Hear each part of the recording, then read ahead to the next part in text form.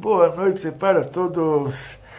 E hoje estamos aqui com mais uma aula com a ilustre presença da Rivka Elka. A Rivka Elka veio ajudar a gente sobre essa aula, que ela é sobre animais puros e animais impuros. E tem musiquinhas no Brasil que você vê que por, não sei, dezenas ou centenas de anos, as crianças não prestaram atenção na música, porque se prestasse atenção na música, elas iam ficar assustadas. Elas iriam ficar assustadas. Então tem uma música que é que a Cuca vem pegar. Que Cuca é essa? Deus me livre. Papai foi pra roça, mamãe foi passear. O que é? Mamãe tá passeando, aproveitou que ele foi pra roça. E bicho, papão. E a criança fala, uau, que bicho papão é esse? E cada coisa que se a criança prestasse atenção no que ele está ouvindo, ele não dormia mais aquela noite. Só que Hashem fez um milagre e o nosso povo tem a característica de tudo que a gente ouve entra por aqui, sai por aqui, e essa é uma benção em relação às crianças que podiam estar com muito medo se prestassem atenção. Entra por aqui, cacheriza na sua cabeça e sai. Agora a gente fez um processo diferente. Entra por aqui, cacheriza na nossa cabeça e sai kosher.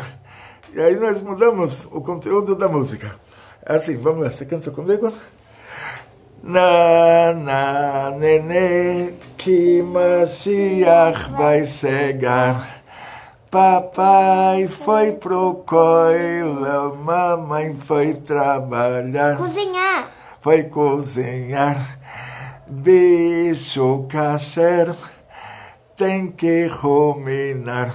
Tem que ter pata fendida e passar por serrita.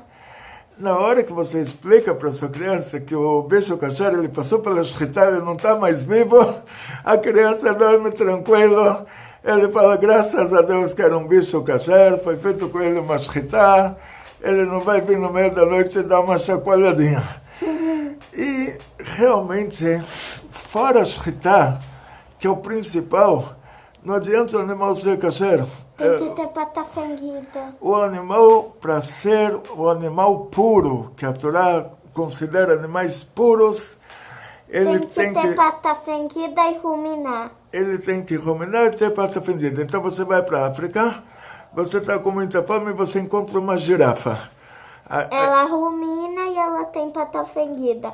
Mas só que como os sheikhs não sabem que lugar cortar o pescoço dela porque é muito longo, então só pode comer o leite dela. Muito bom, parabéns, muito, muito bom. Quer dizer, o leite dela você pode tomar na hora, você fala, dona girafa, espera um pouquinho, você pega o seu copo e tira o leite da girafa e pode beber todo o leite da girafa. Só que fazer o abate kasher da girafa a gente não tem como, porque a gente não sabe por onde a gente abate ela. Ela tem um pescoço muito grande. E lá tem toda uma chokhmah, uma sabedoria que tem no mundo não judaico. Os povos do mundo de vez em quando consideram que uma morte cerebral é a morte do animal. E de vez em quando consideram que a morte, a parada cardíaca, é a morte mesmo que o cérebro continue a funcionar. E para nós, as duas coisas têm que parar ao mesmo tempo. Quer dizer, o animal passa por uma shechita, a pressão dele baixa, o cérebro e o coração param juntos. Aí ele é considerado um animal que faleceu de uma maneira kasher. Depois que ele faleceu, o animal, o shochet vai abrir o pulmão, abre o animal e verifica o pulmão dele, se não tinha lá um buraco no pulmão. Porque se tivesse um buraco no pulmão, a gente vai chamar esse animal de trefa. O que é trefa? Sendo que o animal tinha um buraco no pulmão, então a morte dele já estava decretada, ele já era considerado um animal morto. Então tem histórias muito interessantes. Tem uma história que tudo que nossos sábios decretam no Bet Adin, no tribunal rabínico aqui embaixo, é decretado no tribunal rabínico lá em cima, no Beis Din Shel Maila, que é o tribunal divino, tribunal dos anjos, dos tzadikim, é o tribunal divino, Bet Din Shel Maila.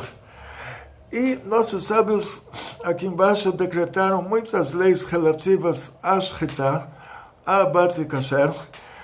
E quando o nosso povo se separou entre duas categorias, judeus europeus e judeus árabes, ou seja, a Espanha pertencia ao Império Árabe. Os judeus espanhóis, quando teve a Inquisição, voltaram para os países árabes.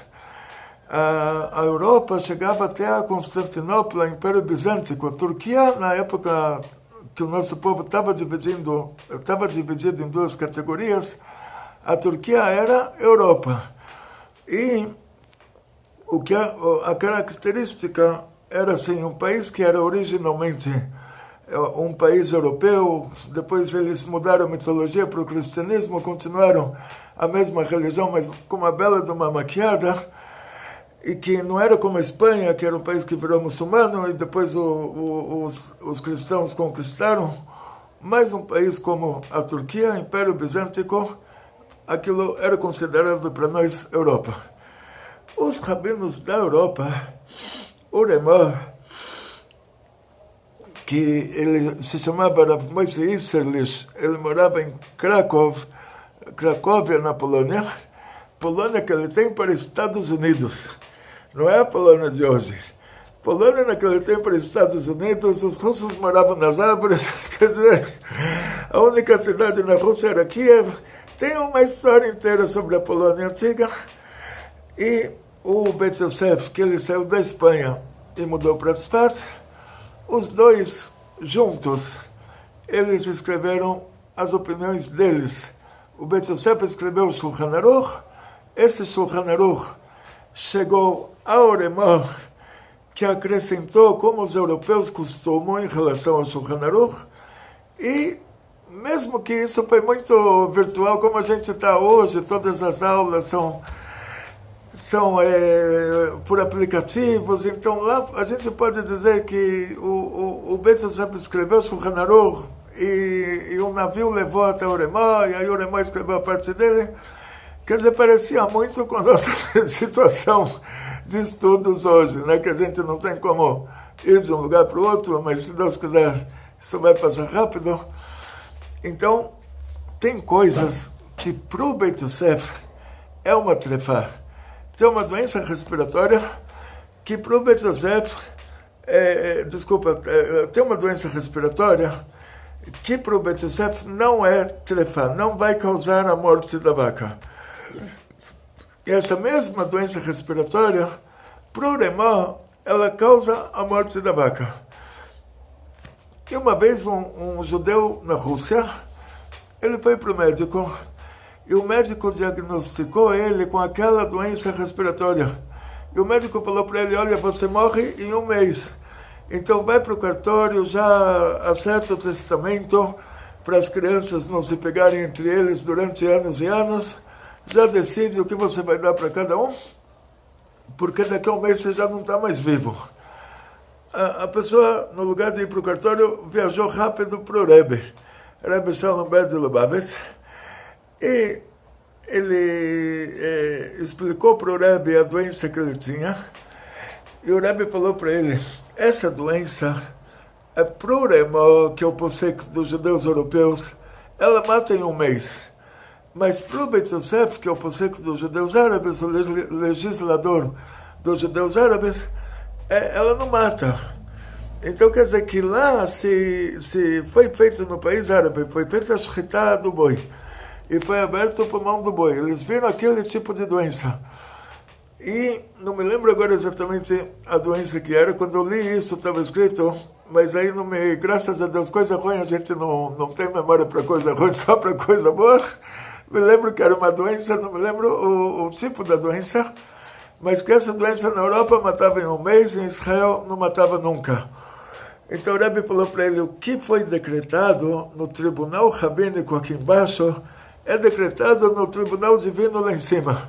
Então se foi decretado lá em cima, que na Europa essa doença mata em 1 mês, o médico estava certo. você vai morrer em um mês. Mas o Beit Yosef, lá em Israel, ele decretou que essa doença não mata. Então, lá em cima foi decretado que essa doença não mata. Aonde chega a fronteira entre o mata e não mata, aí você passa pelo que era antigamente o Império Bizântico, você chega na Terra Santa, e o Rebbe falou para ele, vai para Eretz HaKodesh, vai para a Terra Santa, você chegando lá em um mês, que com certeza você vai chegar, você não morre mais dessa doença. E a pessoa conseguiu fazer essa viagem e viveu até os 90 anos de idade. Morreu de velho. Então, na prática, existe isso. Quer dizer, na hora que entra na discussão entre os nossos sábios, mesmo que sejam discussões entre os Faradim e Ashkenazim, lá em cima é decretado que nesses países onde são países de Ashkenazim, a Halachá vai de acordo com os Ashkenazim, e países de Sfaradim, a Halachá vai de acordo com os Sfaradim.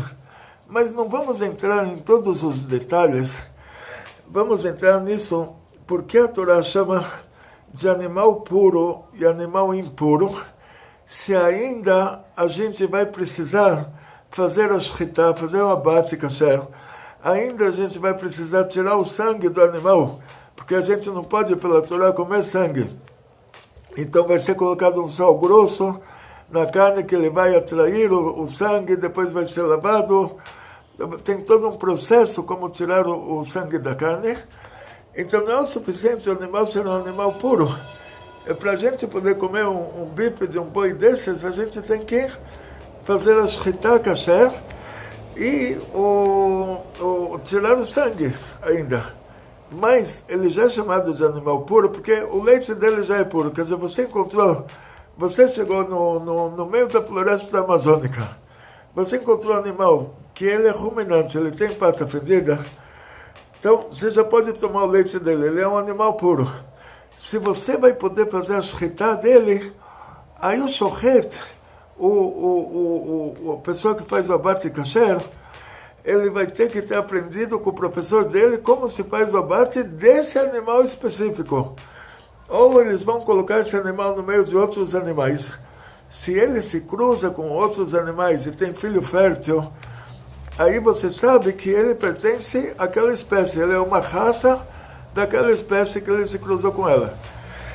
Então, vou contar para vocês já na nossa mesma Parashat Shmini, que vai ser lida no Shabbat, né, depois do Yom Tov, que a Torá traz sinais dos animais puros, pata fendida ruminante, sinais dos animais impuros, que eles não têm pata fendida e não são ruminantes, e agora surgem 4 animais, que eles têm um sinal só.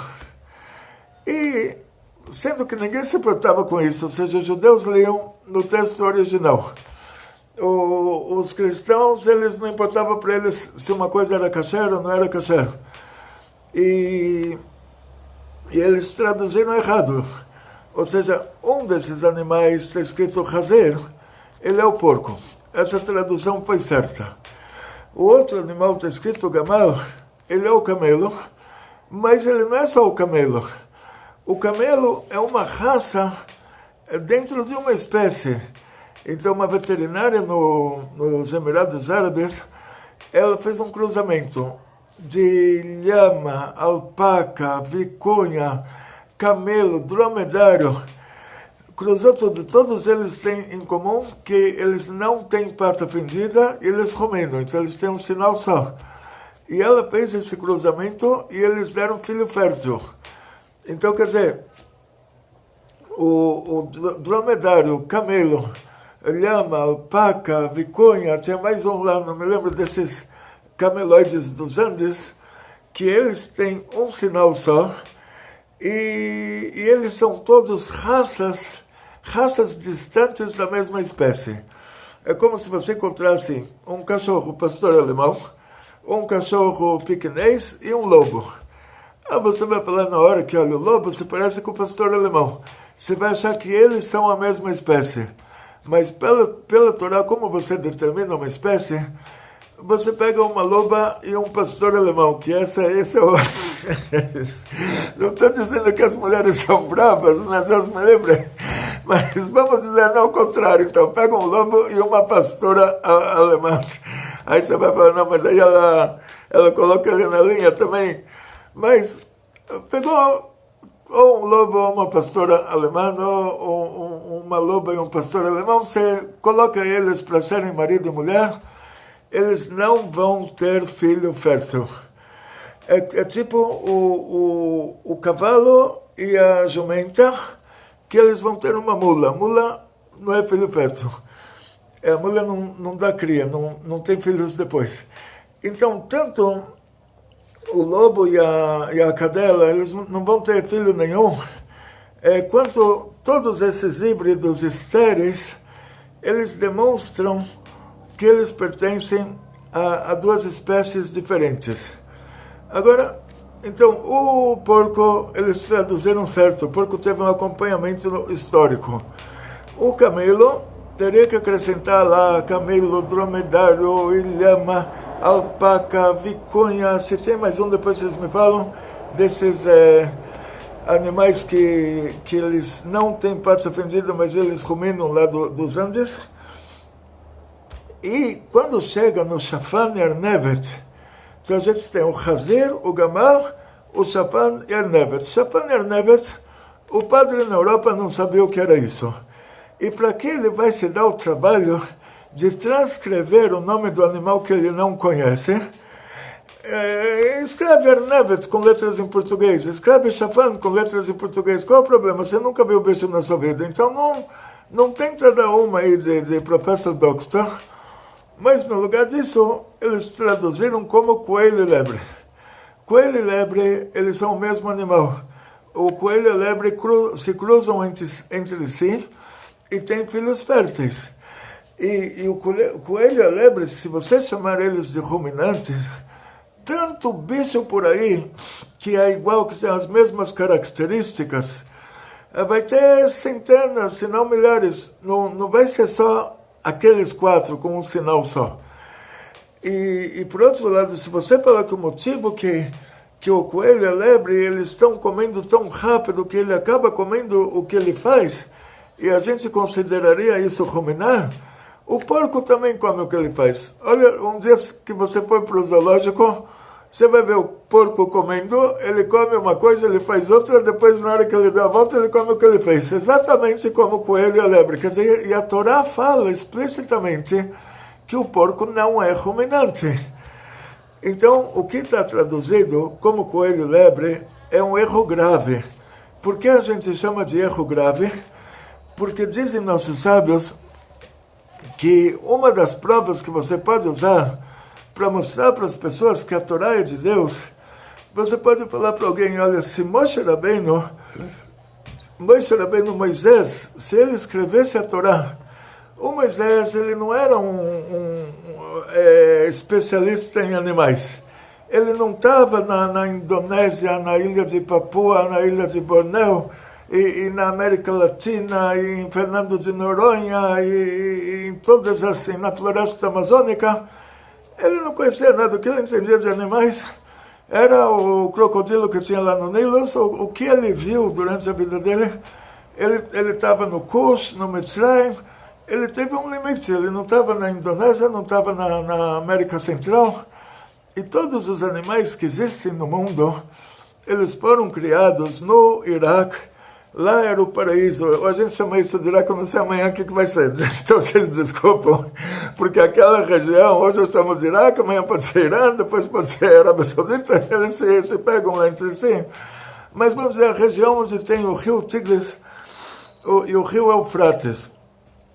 Eufrates deve ser traduzido como Prates, Tigres e Prates. E naquela região, no Oriente Médio, Deus criou absolutamente todos os animais. Depois os animais se espalharam de lá para o mundo inteiro. Lá naquele lugar, o lugar ficou um deserto. Com certeza a maioria dos animais que estavam lá se extinguiram. E os da mesma raça, da mesma espécie, que foram para outros lugares, eles não se extinguiram. Então parece que você tem um animal na América do Sul que não tem no Oriente Médio, mas tinha. Ele foi criado originalmente lá. Aí Deus criou o macaco, Deus criou o homem. O macaco se adapta ao meio ambiente, o homem se adapta ao meio ambiente. O homem foi morar na Europa, ficou branco. Foi morar na África, ficou escuro. E porque naquela época a densidade do ar era diferente, a influência dos raios cósmicos, todos os dados, a radiação, todos os dados eram diferentes. Hoje tem ingleses na África do Sul, centenas de anos, e eles não ficaram escuros. Mas aqueles primeiros seres humanos que foram morar na Europa, e o urso que foi para a Europa ficou um urso branco, o urso que foi para a África ficou um urso escuro. Então, cada animal ele se adaptou ao meio ambiente, mas o macaco não vira homem e o homem não vira macaco. Ou seja, um não vira o outro. O macaco vai ter raças, ele vai desenvolver raças de acordo com a proteção que ele precisa no meio ambiente. O ser humano vai desenvolver raças também de acordo com essa proteção que ele precisa. Mas o macaco não vai virar homem, o homem não vai virar macaco, o cachorro não vai virar lobo, o lobo não vai virar cachorro. Quer dizer, mas vai ter só de raças de cachorro, você vai ter muitas e muitas.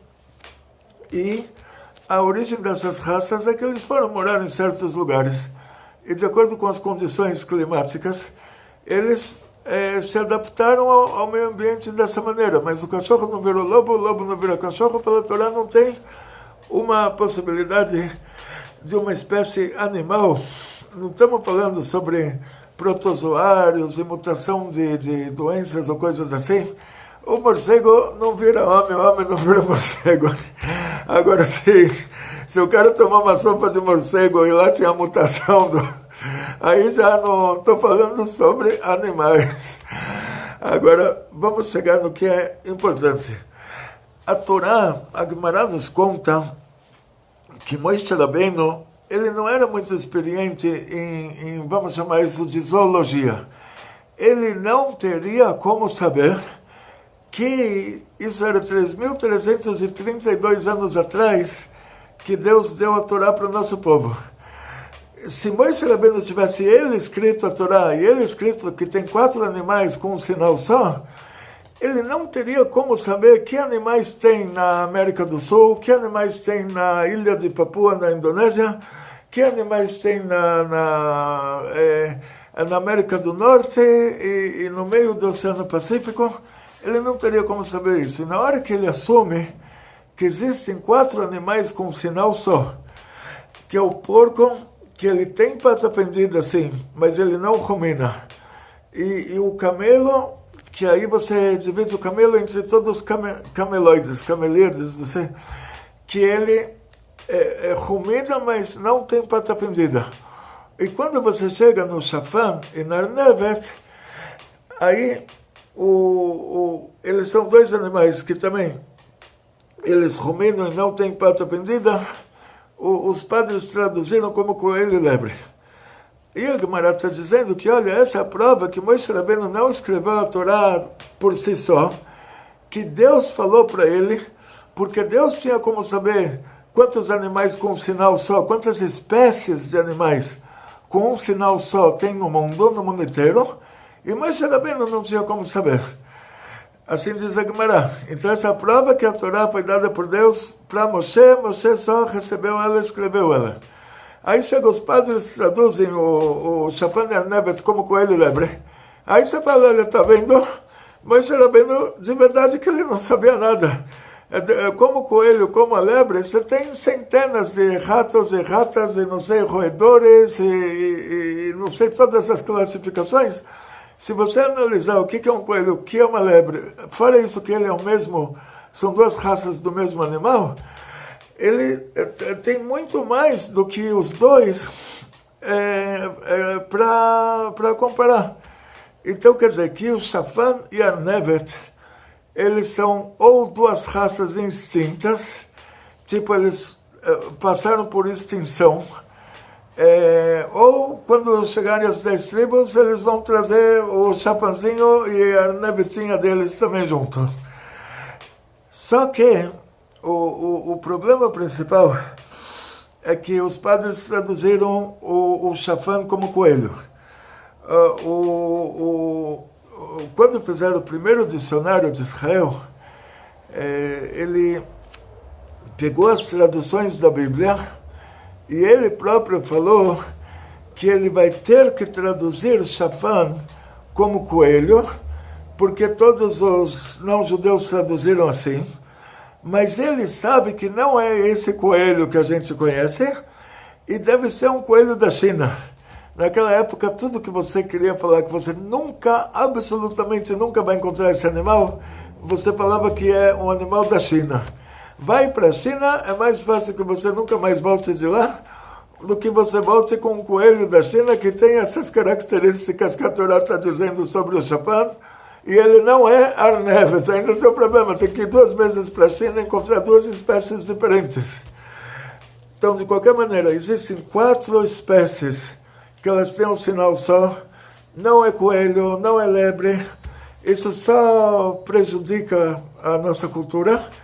E o Arif Kael, que veio aqui nos ajudar com a aula, e a gente cacherizou a música do bicho caché, né? Então vamos cantar para eles. Na, na, nenê. Não está ouvindo? Na, nenê. Quer voltar depois e canta sozinha?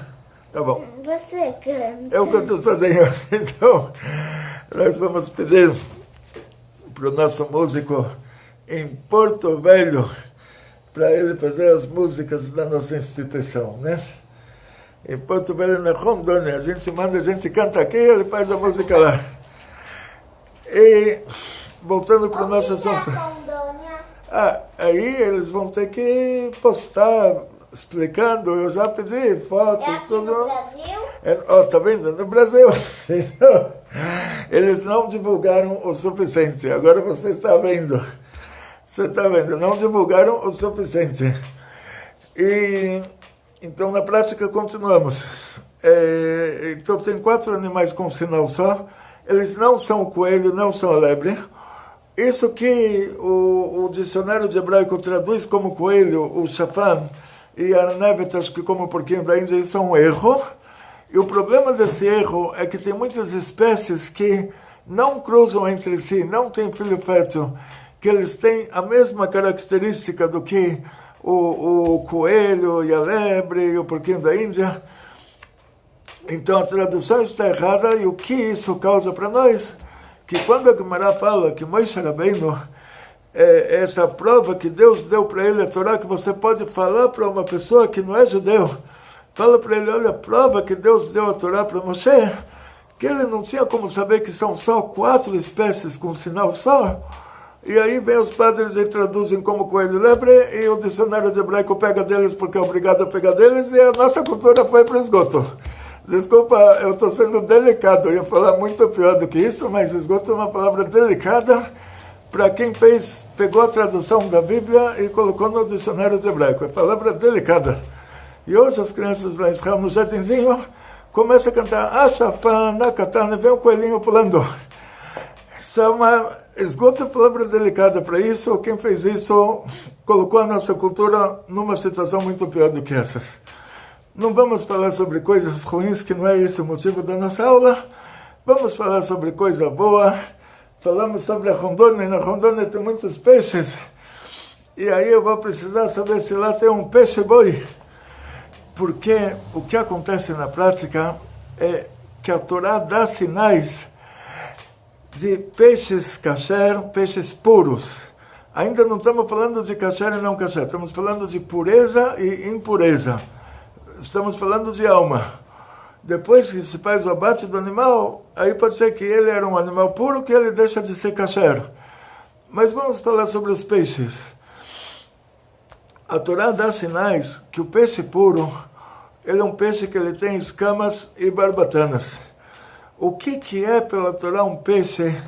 É uma criatura que ele vive embaixo da água. Ele é um peixe. Agora, quando o Rav Steinsaltz, ele mudou o nome depois, para Eben Israel, ele deu uma explicação sobre o tarras, que nossos sábios não sabem se esse tarras é um animal selvagem ou é um animal doméstico. O que ele explicou como tarras? O tarras, ele tinha manchinhas, o couro dele tinha manchinhas, ele tinha um chifre na testa. Ele não precisa ser um animal puro porque foi usado o couro dele para cobrir o Mishkan, o templo móvel. E ele tinha um chifre na testa, ele tinha manchinhas. O couro dele era manchinhas. Então, o Rav Adin Eben Israel, ele falou que sim, que a possibilidade, na opinião dele, esse tarras que nossos sábios não sabem se é um animal selvagem ou um animal ou um animal doméstico, ele é um tipo de baleia, que essa baleia, ela tem um chifre na testa e ela tem manchinhas no couro, e apareceu para eles naquela hora. Se o tarras é isso, ou o tarras não é isso, daqui a gente pega pelo menos a definição do que é uma baleia. De acordo com o Rav Adin Eben Israel, a gente não sabe se a baleia é um animal selvagem ou é um animal doméstico, mas a gente sabe que a baleia não é peixe. Se você segura uma baleia embaixo d'água, ela morre afogada. Então todos os mamíferos marinhos, de acordo com a opinião do Rav Adin Steinsaltz, eles são animais. Eles não são peixes. Quer dizer, o que a Torá considera peixe, peixe puro, peixe impuro, em primeiro lugar ele tem que ser uma criatura que ele vive embaixo d'água. Se o peixe vai ser puro, para ele ser puro tem que ter escamas e barbatanas. E hoje a dona Nina, uma amiga da minha sogra de 60 anos já, 60 anos que ela é amiga da minha sogra, não vou contar que idade as duas têm, porque eu só vou contar que elas são amigas há 60 anos. E elas, a dona Nina me ligou e me perguntou o que é um bacalhau. E pedi para Rivka Dassa, nossa Verônica, que ela é masguirá aqui em São Paulo, para ela me fazer uma pesquisa de o que é um bacalhau. Ela é uma masguirá, ela é uma especialista em comida kasher, ela era engenheira da Embraer e depois foi ser uma masguirá. Então, quer dizer, uma pessoa mega inteligente, ela consegue descobrir lá detalhes que ninguém consegue. E descobrimos que bacalhau não é o nome do peixe, é o jeito que você fez o peixe. Então, tem vários peixes que é feito deles o bacalhau. Quer dizer, a comida chamada bacalhau, aquele filé com sal chamado bacalhau, ele pode ser feito de peixe número 1, peixe número 2, peixe número 3, peixe número 4, peixe número 5. Então, para a gente poder falar que o bacalhau é kasher, em primeiro lugar você precisa saber de que peixe ele foi feito. Em segundo lugar, você precisa saber como ele foi feito. E aí um rabinato pode mandar, no caso, a Rivka Dassa lá na fábrica, para verificar detalhadamente se o peixe tem escamas, como ele é feito. De vez em quando essa fábrica é em alto mar. E aí tem que ir lá, tem que subir no navio, tem que verificar que na hora que eles pescam, eles limpam, eles embalam e eles jogam já de comida para os outros peixes, eles jogam lá as sujeirinhas. E, em outras palavras, a gente tem situações assim, que no Brasil, como na história da criança, que ele está ouvindo lá, bicho, papão, e ele não está nem prestando atenção no que estou falando. Os brasileiros têm essa característica muito enraizada. E isso se salienta no nome dos peixes, que em muitos lugares, o nome de um peixe, que num lugar, isso me contou o Benjamin Cohn, o dono da peixaria kasher aqui de São Paulo, Hassid Satmar, ele me contou que num lugar, o peixe é chamado com um nome, ele é um peixe kasher. No outro lugar, o peixe é chamado com o mesmo nome e já é outro peixe que não tem escamas. Então, por causa que o brasileiro tem essa característica assim de não prestar atenção que bicho é o papão, se o bicho é papão, não é papão, se vai papar ele no meio da noite ou não. Eles não prestam atenção. Quando você pega uma lista de peixes kasher e você vai no supermercado, você fala, graças a Deus, estou falando aqui com um especialista, a pessoa ele sabe cortar o peixe, ele tira as escamas, então você mostra a lista para ele. Não quer dizer que o que está escrito lá que é peixe kasher, esse é o nome que ele está usando para um peixe que também é kasher. Ou seja, em muitos lugares no Brasil, os nomes mudam. E a pessoa que trabalha no supermercado, geralmente ele não nasceu no Jardim América. Pode ser que o dono do supermercado, a pessoa que trabalha no supermercado, geralmente ele é um migrante.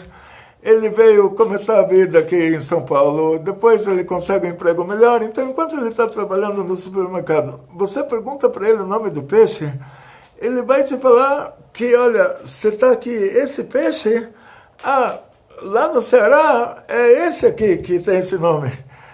Então, me contou o Benjamin Cohn, o dono da peixaria kasher, que é um problema confiar nos nomes, perguntar para as pessoas, eles não são confiáveis em relação aos nomes dos peixes. Então, o que a gente faz? Você fala que eu faço. Eu vou no supermercado pessoalmente. De vez em quando eu levo arífica, de vez em quando eu levo bracha. E eu sei que para tirar as escamas, ele tem um desescamador. Ou seja, tirar as escamas, o peixe que não tem escama, ele não tem como usar o desescamador para tirar as escamas do peixe que não tem escamas. Aí eu falo para ele, só tirar as escamas do peixe. Aí eu tiro R$4 do bolso, eu falo para ele, não coloca nenhuma faca nesse peixe, porque se colocar a faca eu vou ficar muito bravo. Aí ele fala, claro, não vai colocar faca nenhuma, somente o desescamador. Ele tira as escamas, eu dou a caixinha para ele fica feliz. Não colocou a faca, trabalhou menos e ganhou mais. Volto para casa. Abro a barriga do peixe. Falaram que uma vez tinha um diamante na barriga do peixe. Então, a gente não sente que estamos fazendo um trabalho. Estamos lá, olha, mais um peixe que eu abri, não tinha diamante, mas pelo menos ele não me cortou o peixe com a faca dele. Qual o problema com a faca dele? A faca que ele cortou, um bagre, aí se ele vai cortar o meu peixe com essa faca, vai ser um problema. Bagre não tem escamas, tá? Para quem nunca viu um bagre, eu vi. Agora, o outro problema é comprar um peixe em filé.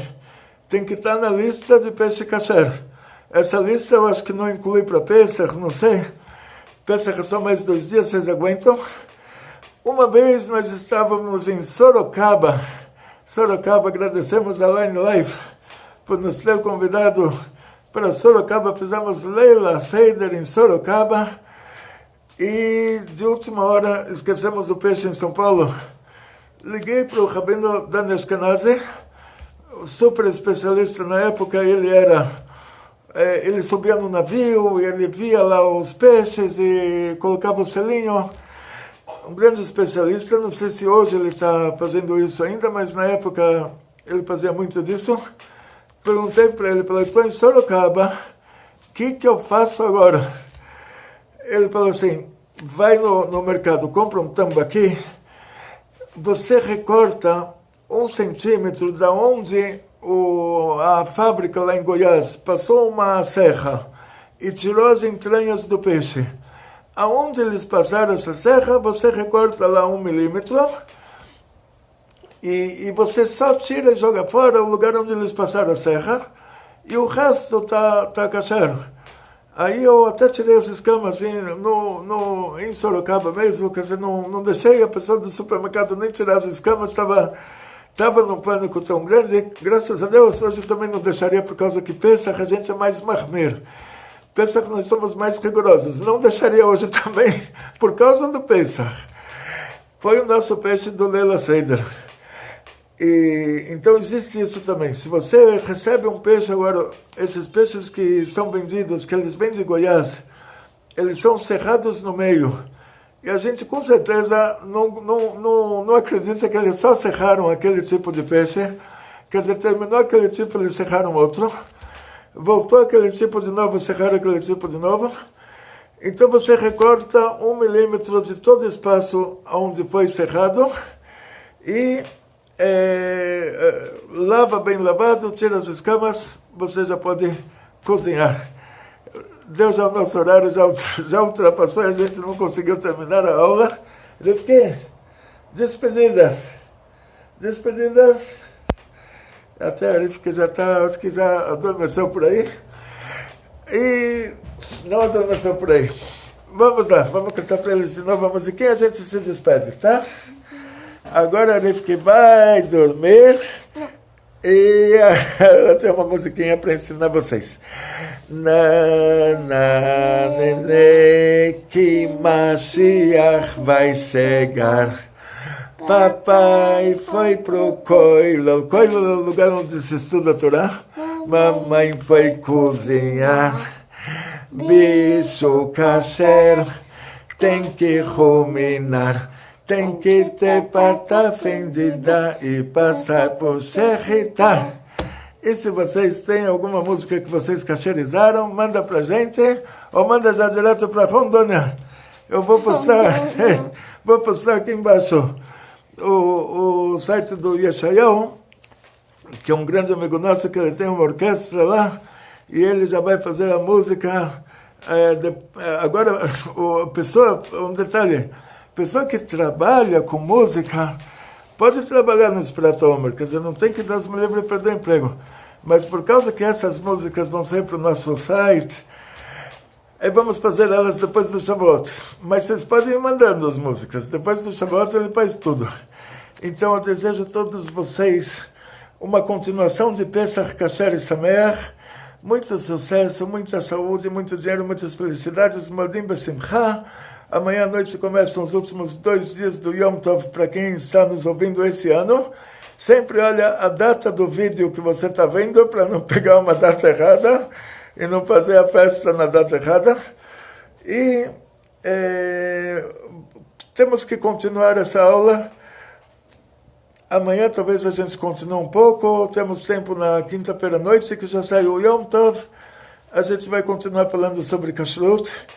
Por enquanto, vocês ouçam o que a gente falou aqui e mandem as suas perguntas pela seção Pergunte ao Rabino do nosso site. Não escreve mais a pergunta lá que deu...